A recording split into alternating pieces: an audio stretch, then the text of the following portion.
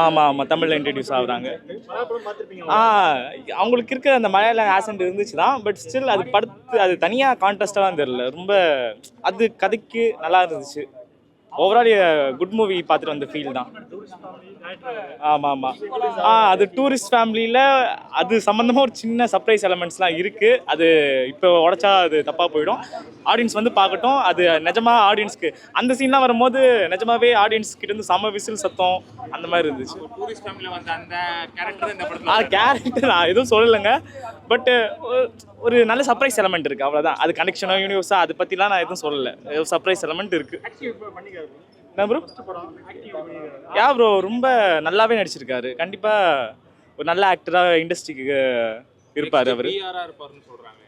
இல்லை இது next PR இல்லை, ஒரு நியூ அபிஷன், அவ்வளோதான் சொல்ல முடியும். நெக்ஸ்ட் பிஆர் கிடையாது. அவர் ஒரு தனி ட்ராக்கு, இவர் ஒரு தனி ட்ராக்கு. பட் ரெண்டு பேருமே பெரிய டேலண்ட்ஸ் தான். டேரக்டரா ஒரு ஃபர்ஸ்ட் படம் ஒரு பெரிய ஹிட். ஆமாம் ஆக்டரா ஒரு ஹிட் கொடுத்துறாருன்னு நினைக்கிறீங்களா? டெஃபினெட்லி இந்த படம் ஹிட்டு தான் ப்ரோ. ஹிட் ஆகிடும் ப்ரோ, கண்டிப்பாக ப்ரோ, கண்டிப்பாக. ப்ரோ ரொம்ப நல்லா இருந்துச்சு. கதைக்கு இவர் இந்த மியூசிக் இந்த படத்துக்கு இவர் தான் மியூசிக் பண்ணால் பர்ஃபெக்டாக இருக்கும்னு இவருக்குன்னு செஞ்சு வச்ச சட்டம் மாதிரி இருந்துச்சு.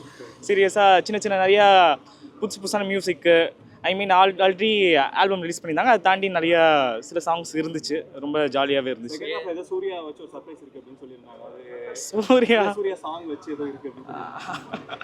சர்ப்ரைஸ் எதுவும் வேணாம் ப்ரோ. ஃபர்ஸ்ட் ஷோ முடிஞ்சிருக்கு, அது போகட்டும்.